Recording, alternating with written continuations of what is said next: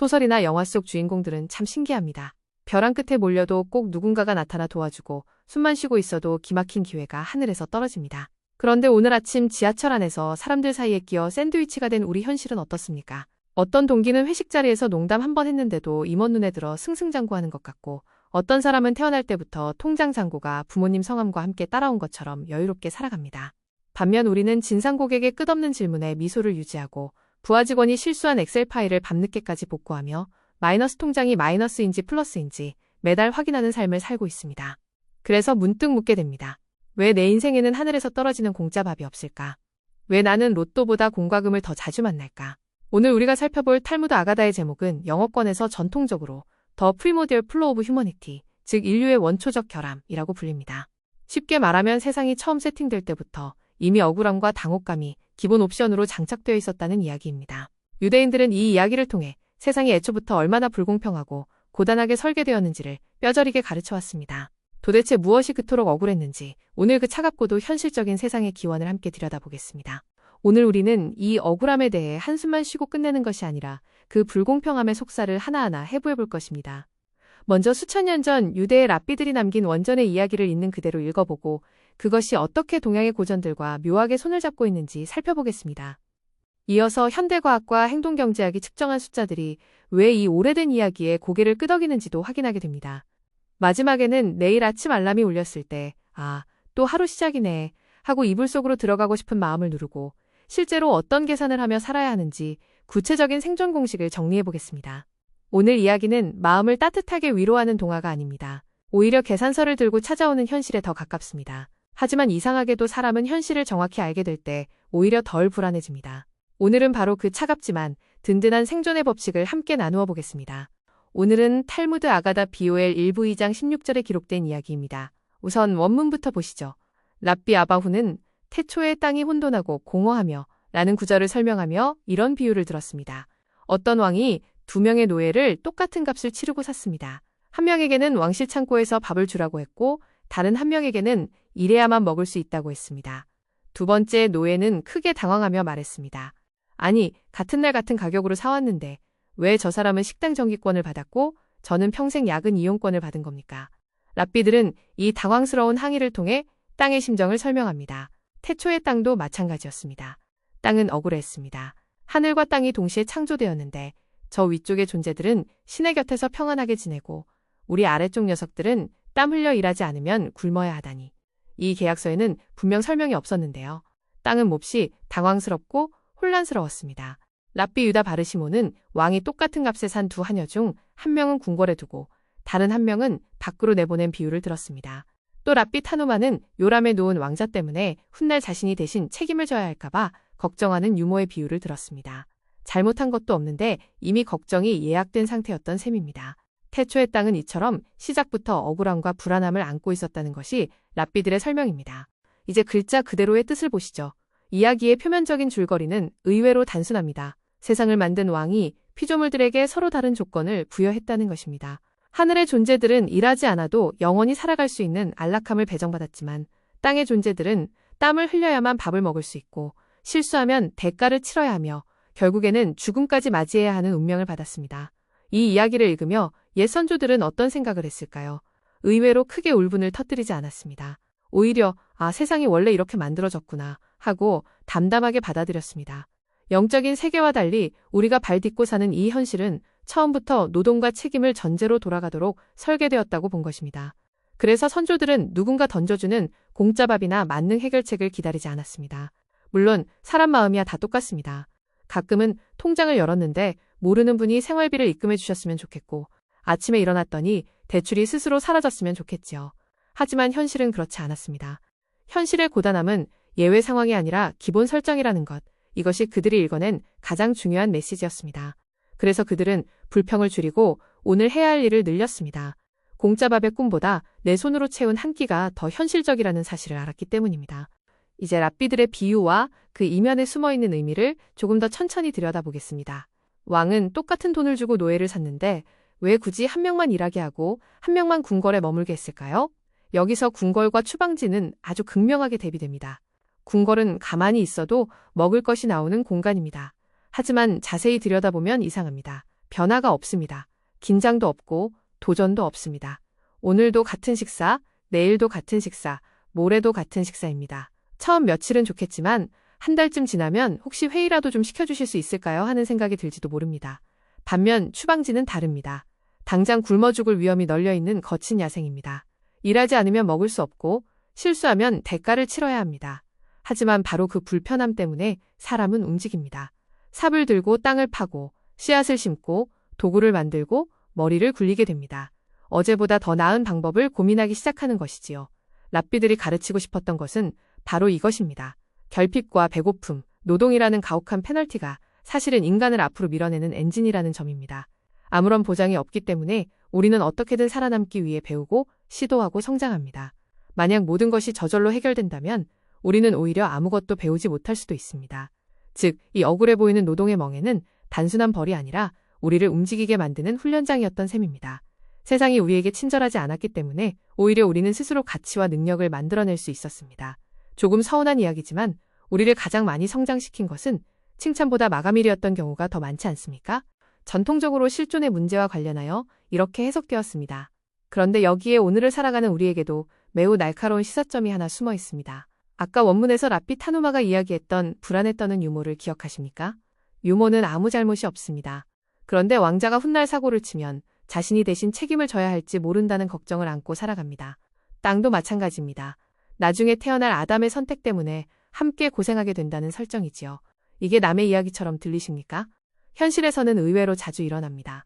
거래처 사장님이 갑자기 무리한 투자를 했다가 부도를 내면 내 매출도 함께 흔들립니다. 팀원이 숫자 하나 잘못 입력했는데 회의실에는 이상하게 내가 먼저 불려 들어갑니다. 가족 중 누군가 건강을 잃으면 온 집안의 일정이 함께 바뀌고 회사의 한 부서가 흔들리면 관계없는 부서까지 야근을 하게 됩니다. 가끔은 정말 억울합니다.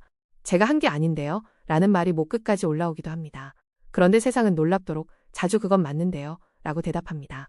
탈무드가 말하는 현실도 바로 그런 모습입니다. 우리는 독립적으로 떨어져 사는 존재가 아닙니다. 타인의 실수 앤드 선택, 운과 위험이 내 삶 안으로 계속 흘러들어오는 상호 의존의 생태계 속에 살고 있습니다. 그렇기 때문에 성숙한 사람은 왜 나만 피해를 보느냐를 묻기보다 이 연결구조 속에서 나는 무엇을 대비해야 하는가를 먼저 생각합니다. 억울함은 자연스러운 감정입니다. 하지만 생존은 감정보다 계산이 조금 더 빠를 때 가능해집니다. 이것이 랍비들이 유모의 이야기를 통해 전하고 싶었던 현실 감각입니다. 이 냉정한 해석은 동양고전에서도 놀라울 만큼 비슷하게 발견됩니다. 노자는 도덕경 5장에서 이렇게 말했습니다. 천지불인 이만물이추구. 흔히 하늘과 땅은 특별히 누구에게만 잘해주지 않는다 정도로 풀이합니다. 이 말을 처음 들으면 굉장히 서운하게 들립니다. 우리는 힘들 때 하늘이라도 내 편을 들어주길 바라니까요.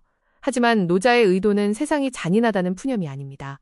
오히려 세상이 일정한 법칙으로 움직인다는 사실을 말하는 것입니다.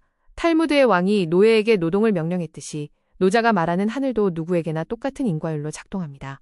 내가 피곤하다고 월요일이 화요일로 바뀌지는 않고 다이어트를 결심했다고 치킨 칼로리가 줄어들지도 않습니다. 현실은 생각보다 매우 원칙적입니다. 그래서 동양과 서양의 지혜가 함께 가리키는 곳도 같습니다. 세상은 원래 완벽하게 공평하지도 않고 나를 위해 특별 주문 제작된 공간도 아니라는 것입니다. 누군가는 더 좋은 조건에서 시작하고 누군가는 더 많은 짐을 지고 출발합니다. 중요한 것은 출발선에 대한 분노가 아니라 그 이후의 움직임입니다. 세상에 헛된 기대를 걸지 않고 내 두 발과 땀방울에 집중할 때 비로소 진짜 자립이 시작됩니다. 노자는 냉정하지만 절망적이지 않습니다. 오히려 현실을 있는 그대로 인정할 때 사람이 가장 단단해질 수 있다고 말합니다. 현대사회과학과 행동과학의 실증 데이터들도 이 통찰을 상당 부분 뒷받침합니다. 우리는 흔히 힘 안 들이고 얻은 것이 더 좋을 것이라고 생각합니다. 그런데 인간의 마음은 생각보다 단순하지 않습니다. 행동경제학자된 에리얼리는 이를 이케아 효과라는 이름으로 설명했습니다.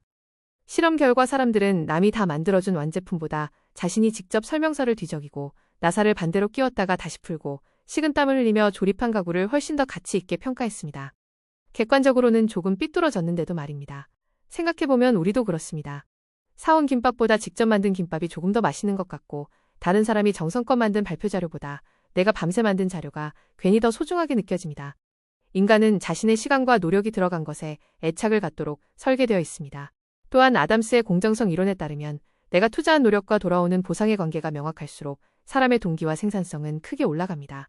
열심히 했는데 아무 보상이 없으면 의욕이 꺾이고 반대로 노력한 만큼 결과가 보이면 놀라울 정도로 몰입하게 됩니다. 결국 이래야만 먹을 수 있다는 탈무드의 다소 냉정한 선언은 단순한 고생 예찬이 아닙니다. 인간이 자기 일에 책임을 느끼고 결과에 애착을 갖고 끝내 성과를 내게 만드는 강력한 동기부여 장치에 대한 통찰이었던 것입니다. 생각해보면 인간을 움직이는 것은 공짜가 아니라 오히려 스스로 애써 얻어낸 성취감인지도 모르겠습니다. 오늘의 탈무드 아가다에서 이런 교훈 외에도 현대 학자들은 여러 층위의 의미를 더해 읽어냅니다. 먼저 언어의 문맥부터 보겠습니다. 창세기 원문에 나오는 토우 바보우는 보통 텅 비어있는 상태, 방향이 없는 상태로 번역됩니다. 그런데 랍비들은 이것을 굳이 당황하고 어쩔 줄 몰라 하는 상태로 읽었습니다. 왜 그랬을까요? 생각해보면 새로운 직장에 첫 출근한 날도 비슷합니다. 책상은 있는데 내가 뭘 해야 하는지는 모르겠고 옆자리 사람은 키보드를 번개처럼 두드리고 있는데 나만 로그인 비밀번호부터 찾고 있습니다. 장사를 처음 시작할 때도 그렇습니다. 간판은 달았는데 손님은 안 오고 손님이 와도 뭘 물어볼지 몰라 괜히 물만 한 잔 더 따라드리게 됩니다. 랍비들은 바로 이 상태를 읽어낸 것입니다. 태초의 땅은 단순히 비어 있었던 것이 아니라 무엇을 해야 할지 몰라 막막했던 것입니다. 하지만 이 당혹감은 실패의 증거가 아닙니다. 오히려 모든 시작점에 붙어있는 입장권에 가깝습니다. 우리는 흔히 혼란이 오면 내가 잘못 가고 있는 것이라고 생각합니다. 그러나 대부분의 경우 혼란은 성장의 첫 단계입니다. 새로운 시장에 들어갈 때도, 새로운 기술을 배울 때도, 새로운 인간관계를 시작할 때도 사람은 잠시 방향을 잃습니다. 랍비들은 이것을 저주가 아니라 인간이 반드시 지나가야 하는 통로로 보았습니다. 결국 토우는 텅 빈 상태가 아니라 아직 질서를 만들어가는 과정입니다. 땀을 흘려며 방향을 잡고 시행착오를 겪으며 가치를 만들어내는 바로 그 출발선인 것입니다. 두 번째는 이면에 숨겨진 권력의 역학입니다. 왕은 두 노예와 하녀를 똑같은 값을 치르고 샀습니다. 그런데 한쪽은 공짜밥을 먹고 다른 한쪽은 노동과 추방을 감당해야 했습니다. 솔직히 읽다 보면 마음 한구석에서 이런 생각이 듭니다. 왕님, 기준이 뭡니까? 하고 말이지요. 그런데 랍비들이 주목한 것은 왕의 공정성 여부가 아니라 현실의 구조였습니다. 우리 역시 비슷한 세상에 살고 있습니다. 같은 대학을 나와도 누구는 더 좋은 기회를 만납니다. 같은 시기에 사업을 시작해도 누구는 황금 상권을 얻고 누구는 유동인구부터 걱정합니다. 현실은 언제나 동일한 조건표를 나눠주지 않습니다. 이 불공정한 배치는 현대 경제학이 말하는 희소성과도 연결됩니다. 세상의 자원은 무한하지 않습니다. 좋은 자리도, 좋은 기회도, 좋은 거래처도 한정되어 있습니다. 그래서 시장은 늘 경쟁을 만들어냅니다. 이 대목에서 탈무드는 매우 냉정합니다. 왜 저 사람은 되고 나는 안 되느냐를 붙잡고 있으면 시간이 사라진다고 말합니다. 물론 억울함이 없어지는 것은 아닙니다. 하지만 억울함만 계산하다 보면 정작 내 몫을 만들 시간은 놓치게 됩니다. 그래서 랍비들은 현실을 인정하라고 조언합니다. 세상이 완벽하게 공평해서가 아니라 그 사실을 받아들여야 비로소 내가 움직일 수 있기 때문입니다. 결국 내 몫은 누군가가 줄 때까지 기다리는 것이 아니라 내가 땀을 흘려 만들어내야 한다는 것입니다. 마지막 문학적 수사 속에는 동행과 상생의 생태계가 숨어 있습니다. 앞서 말씀드린 랍비 타누마의 유모 이야기를 다시 생각해 보십시오. 자신은 아무 잘못도 하지 않았는데 왕자가 사고를 치면 자신도 영향을 받게 되는 구조 말입니다. 사실 현대사회도 크게 다르지 않습니다. 회사에서 가장 열심히 일한 사람이 꼭 가장 편한 것은 아닙니다. 거래처 하나가 흔들리면 수십 개 회사가 함께 흔들리고 한 사람의 실수가 팀 전체의 야근으로 이어지기도 합니다. 회의에서 누군가 아주 작은 수정만 부탁드립니다 라고 말했는데 그 작은 수정이 밤 11시에 끝나는 경우도 있지요. 탈무드는 바로 이런 연결 구조를 바라봅니다. 우리는 독립적으로 존재하는 섬이 아니라 서로 연결된 다리 위를 걷고 있습니다. 내 성공도 혼자만의 힘이 아니고 내 실패도 혼자만의 책임으로 설명되지 않는 경우가 많습니다. 그래서 랍비들은 남 탓을 하며 시간을 보내지 말라고 조언합니다. 상대가 잘못했다는 사실을 증명하는 동안에도 내 리스크는 계속 커지고 있기 때문입니다. 중요한 것은 누구 탓인가 보다 이 상황에서 무엇을 해야 하는가입니다. 시장도 그렇고 조직도 그렇고 가족도 그렇습니다. 결국 타인과 리스크를 나누고 서로의 약점을 보완하며 함께 버텨낼 방법을 찾는 사람이 가장 오래 살아남습니다. 상생은 이상적인 구호가 아니라 현실적인 생존 전략인 셈입니다. 고전 사상의 빛에 비추어 보면 이 차가운 노동의 법칙은 더욱 선명해집니다. 근대 경제학의 아버지 애덤 스미스는 외국 불온에서 모든 것의 진짜 가격은 그것을 얻기 위해 감수해야 하는 수고와 노력이다 라고 말했습니다. 흥미로운 것은 사람들이 이 진리를 수백 년이 지난 지금도 자주 잊어버린다는 점입니다. 세상은 늘 이번에는 쉽게 돈 버는 방법이 있다는 광고를 만들어냅니다. 어제는 황금광산 이야기였고 오늘은 또 다른 이름의 황금광산 이야기일 뿐입니다. 과거에도 사람들은 금괴를 쌓아두거나 특별한 특권을 얻는 것이 부의 비결이라고 생각했습니다. 지금도 형태만 바뀌었을 뿐 크게 다르지 않습니다. 사람들은 여전히 노력 없는 성공을 꿈꾸고 위험 없는 수익을 기대합니다. 하지만 스미스는 냉정하게 말합니다. 가치란 결국 누군가의 시간과 수고가 들어간 결과라는 것입니다. 쉽게 얻은 것은 쉽게 사라질 수도 있지만 오랜 시간 축적된 실력과 경험은 쉽게 사라지지 않습니다. 탈무드의 노예가 궁궐의 공짜밥을 부러워했던 마음은 사실 우리 안에도 있습니다. 누구나 조금은 편하게 성공하고 싶습니다. 그러나 현실은 땀을 흘린 만큼 배우고 시행착오를 겪은 만큼 성장하게 만듭니다. 결국 가장 믿을 만한 자산은 행운이 아니라 내가 반복해서 쌓아온 능력입니다. 통장이 비어도 사라지지 않는 것, 시장이 흔들려도 남아있는 것, 그것이 바로 내가 흘린 땀방울의 가치입니다. 그래서 탈무드와 애덤 스미스는 시대와 문화를 넘어 같은 이야기를 하고 있는 것입니다. 공짜밥보다 더 강한 것은 결국 내 손으로 만들어낸 힘이다. 아서 밀러의 고전 희곡 세일즈맨의 죽음 역시 이 환상을 아주 날카롭게 건드립니다. 주인공 윌리 로먼은 평생 화려한 인맥과 좋은 인상만 있으면 성공할 수 있다고 믿었습니다. 마치 어딘가에 나만을 위한 왕실 창고가 있고 언젠가는 문이 열릴 것처럼 기대했던 것이죠. 그는 사람들에게 사랑받으면 모든 문제가 해결될 것이라고 생각했습니다. 하지만 시장은 생각보다 냉정했습니다. 웃는 얼굴만으로는 매출이 올라가지 않았고 인간관계만으로는 성과를 대신할 수 없었습니다. 결국 그는 실적이라는 현실의 벽에 부딪히게 됩니다.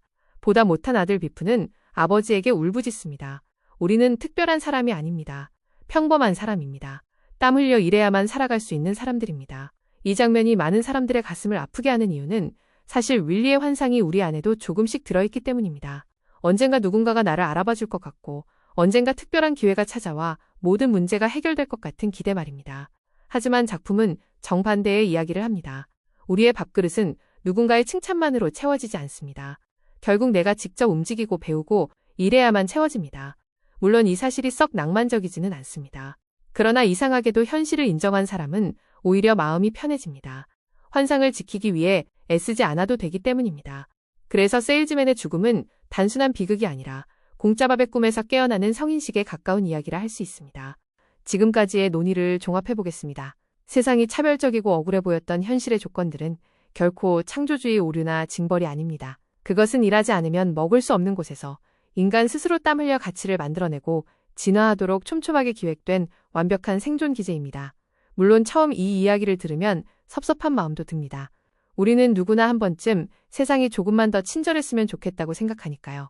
하지만 탈무드는 원망보다 현실을 먼저 보라고 말합니다. 불공평함을 탓하며 시간을 보내기보다 그 조건 안에서 어떻게 살아남고 성장할 것인지를 고민하라는 것입니다.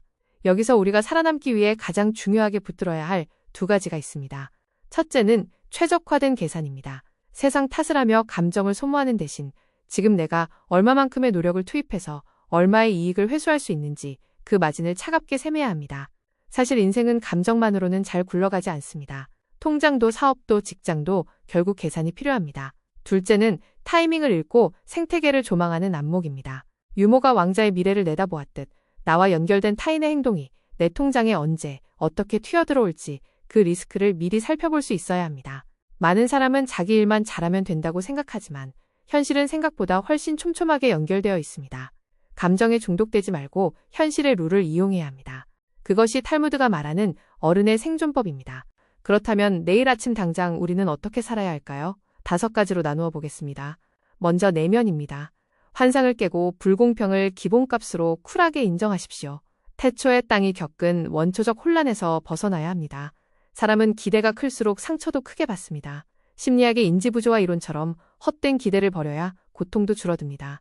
숨겨진 것보다 잘 드러나는 것은 없다. 는 중용의 가르침처럼 현실을 있는 그대로 바라보십시오. 세상이 나를 특별히 괴롭히는 것이 아니라 원래 그런 구조라는 사실을 받아들이는 순간 마음은 훨씬 가벼워집니다. 둘째, 행동입니다. 공짜를 기대하지 말고 정확히 땀을 흘리십시오.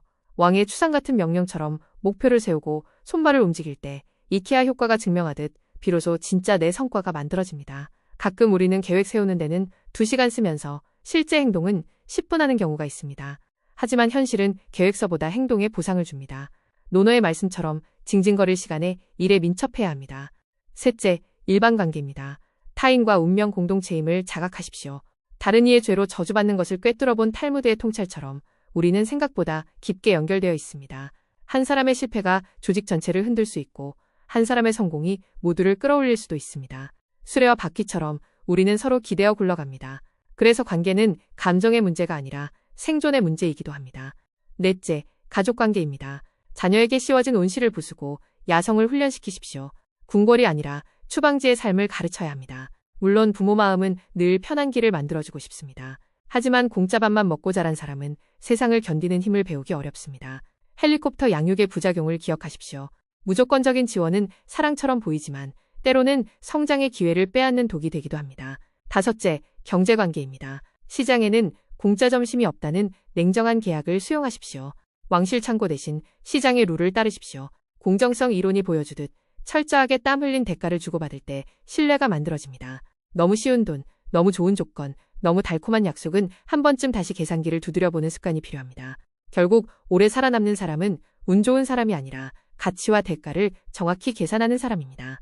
내일 아침 다시 출근길에 오르실 때 세상이 왜 이렇게 불공평하냐고 한숨부터 쉬지 마십시오. 대신 오늘 나는 무엇을 만들고 무엇을 배우고 누구와 함께 살아갈 것인가를 생각해 보십시오. 탈무드가 우리에게 남긴 지혜는 결국 거기에 있습니다. 공짜 밥을 기다리는 사람이 아니라 자기 손으로 밥상을 차릴 줄 아는 사람이 되라는 것입니다. 감사합니다.